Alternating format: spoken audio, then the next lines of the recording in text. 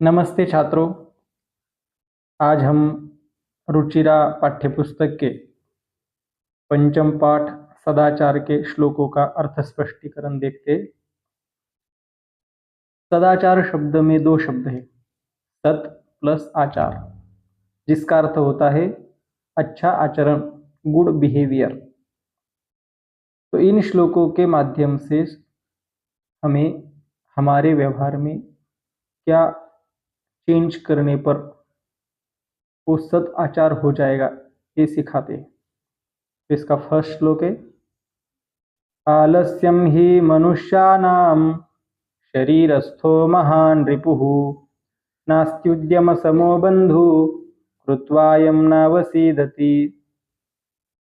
आलस्यम मतलब आलस ही, मनुष्यानाम मनुष्यों के, शरीरस्थो शरीर में होने वाला, महान रिपुः रिपु शब्द का अर्थ होता है शत्रु, महान शत्रु है। तो मनुष्यानाम शरीरस्थो मनुष्यों के शरीर में होने वाला, आलस्यम ही आलस ही, महान रिपुः बहुत बड़ा शत्रु है। और उद्यम समो बंधु नास्ति, उद्यम मतलब काम करना, इसके समान भाई नहीं है। क्यों? क्योंकि यम कृत्वा, जिसको करके मतलब काम करके, उद्यम करके, न अवसीदति, कोई भी दुखी नहीं होता।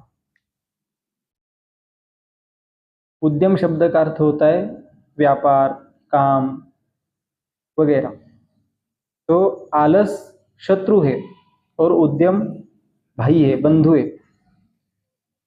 कि जिस उद्यम काम को करके कोई भी मनुष्य दुखी नहीं होता, ऐसा फर्स्ट श्लोक का अर्थ है। सेकंड श्लोक, श्वः कार्यमद्य कुर्वीत पूर्वाह्ने चापराह्निकं न हि प्रतीक्षते मृत्युः कृतमस्य न वा कृतम्। श्लोक की शुरुआत होती है श्वः शब्द से। श्वः शब्द का अर्थ होता है कल और आद्य शब्द का अर्थ होता है आज। तो श्वः कार्यम अद्य कुर्वीत, कल किए जाने वाला काम आज करना चाहिए। अपराह्निकम पूर्वाह्ने कुर्वीत, अपराह्न मतलब दोपहर और पूर्वाह्न में सुबह, दोपहर से किया जाने वाला काम सुबह करना चाहिए। क्यों? क्यों ऐसा करना चाहिए? कल का काम आज करना चाहिए, दोपहर का काम सुबह करना चाहिए, ऐसा क्यों कहा जाता है? तो इसका आंसर बताया, मृत्यु न प्रतीक्षते, मृत्यु किसी की प्रतीक्षा नहीं करता, मृत्यु किसी के लिए रुकता नहीं।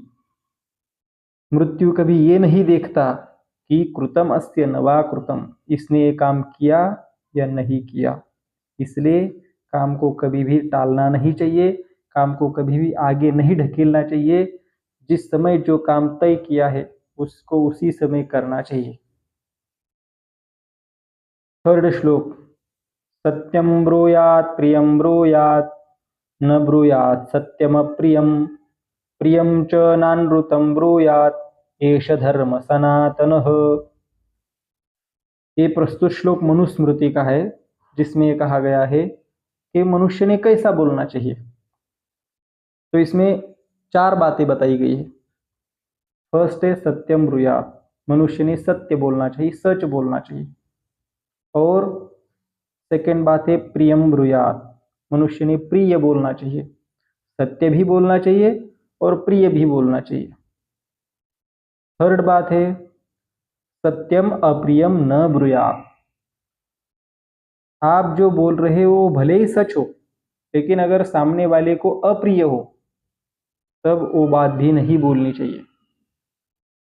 और लास्ट बात कही गई है फोर्थ, कि अनृतम प्रियम च न ब्रूयात्, आप जो बोल रहे हो वो सामने वाले के लिए भले ही प्रिय हो, लेकिन वो अनृत, अनृत मीन्स असत्य, असत्य मीन्स मिथ्या, झूठ। अगर वो आप सामने वाले को जो प्रिय लग रहा है वो बोल रहे हो, लेकिन अगर वो झूठ है तो वो भी नहीं बोलना चाहिए। एष धर्म सनातन, यही सनातन धर्म की सीख है। फोर्थ श्लोक, सर्वदा व्यवहारे स्यात् औदार्यं सत्यता तथा रुजुता मृदुता चापि कौटिल्यम न कदाचन। इस श्लोक में कहा गया है सर्वदा मतलब हमेशा, व्यवहारे आपके व्यवहार में, बिहेवियर में क्या होना चाहिए, औदार्यम तथा सत्यता स्यात्।